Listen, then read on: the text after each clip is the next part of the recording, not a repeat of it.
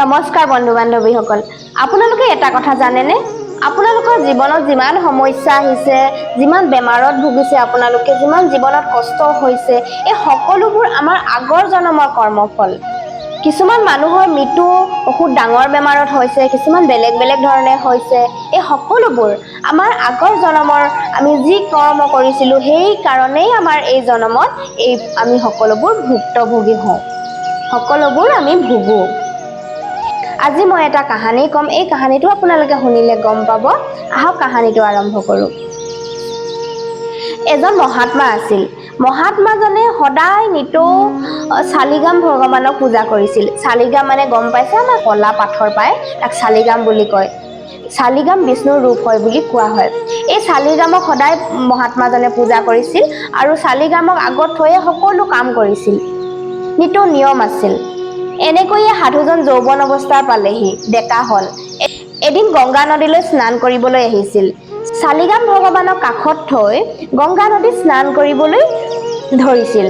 স্নান কৰিবলৈ ধৰোতে সেইফালৰ পৰা এটা দল আহিল, 19টামান মানুহৰ দল আহিল আৰু সকলোৰে হাতত দা লাঠি লৈ সেইফালেদি খেদি আহিছে।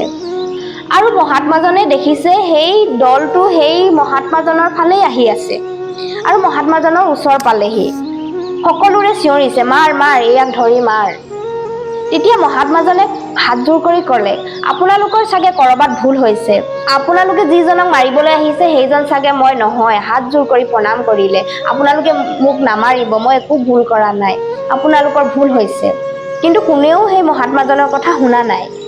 তাৰ পিছত মহাত্মাজনে হাতজোৰ কৰি ক'লে, আপোনালোকে মোক নামাৰিব আৰু আপোনালোকে যদি মাৰিব বিচাৰিছে তেন্তে মোক এবাৰ নদীত গা ধুবলৈ দিয়ক। মোৰ লাষ্ট শেষ ইচ্ছা পূৰা হ'ব। তাৰ পিছত আপোনালোকে মোক যেনেকৈ পাৰে মাৰিব, এবাৰৰ কাৰণে মোক গা ধুবলৈ দিয়ক। মই হাতজোৰ কৰিছোঁ। এনেকৈয়ে সকলোৰে ভৰিত ধৰিম। তেতিয়া সকলো লোক মান্তি হ'ল। তাৰ পিছত সকলো লোকে ক'লে, ঠিক আছে, অলপ সময় দিছোঁ, জলদি কৰ। তাৰ পিছত মহাত্মাজনে পানীত ডুব মাৰিলে আৰু ডুব মাৰি পানীৰ ভিতৰত গৈ ভগৱানক ক'লে, হে প্ৰভু, এয়া মই কি দেখিছোঁ? আপোনাৰ বাদে মোৰ জীৱনত কোনোৱেই নাই। আপুনি আছে। গোটেই জীৱন মই আপোনাকে পূজা কৰিলোঁ, কিন্তু এয়া মোৰ লগত কি হৈছে? মোক কিয় ইমানবিলাক মানুহে মাৰিব আহিছে? মোক বচাওক প্ৰভু। এনেকৈ প্ৰভুৰ আগত গৈ ক'লেগৈ। তাৰ পিছত ভগৱানে ক'লে, তুমি মোৰ কথা ধ্যান কৰি তোমাৰ কাম কৰা। তোমাৰ এইটো ভালহে হৈছে। তুমি 90টা জনম ল'ব নালাগে, তুমি 90 বাৰ মাৰ খাব নালাগে। এইটো জনমতে তুমি মুক্তি পাবা, কিয়নো তুমি 90টা পাপ কাম কৰি থৈছা আৰু তুমি এবাৰকৈ 90 বাৰ মাৰ খাব লাগিব।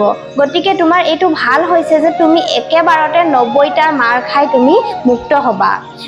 গতিকে তুমি চিন্তা নকৰি মোক ধ্যান কৰি তুমি বহি যোৱা। তোমাক সকলোৱে মাৰিব, তুমি কষ্টৰ কথা চিন্তা কৰিব নালাগে, সেই কষ্ট মই হৰি ল'ম। তুমি বছ বহি যোৱা। তুমি মোৰ গোটেই জীৱন ভজন কীৰ্তন কৰাৰ বাবে তুমি 90 জনমৰ পৰা মুক্তি হ'লা। গতিকে মই যি কৈছোঁ সেয়াই কৰা। তুমি মাৰ খাই বেহুচ হৈ তুমি প্ৰাণ ত্যাগ কৰিবা। তাৰ পিছত মানুহজনে সেয়াই কৰিলে। ভগৱানৰ কথা শুনি বহি পৰিল আৰু গোটেই মানুহবিলাকে মাৰিবলৈ ধৰিলে আৰু ভগৱানে কোৱাৰ দৰে সেই মানুহজন বেহুচ হৈ মৰি গ'ল।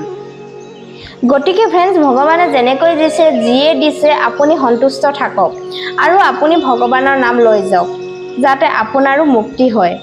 বাৰে বাৰে জনম লৈ আকৌ যাতে কৰ্মৰ ফল ভুগিব নালাগে। গতিকে আজিৰ কাহিনীটো যদি মোৰ ভাল লাগে তেতিয়াহ'লে লাইক, শ্বেয়াৰ, ছাবস্ক্ৰাইব কৰিবলৈ নাপাহৰিব। আজিলৈ আহিছোঁ, নমস্কাৰ।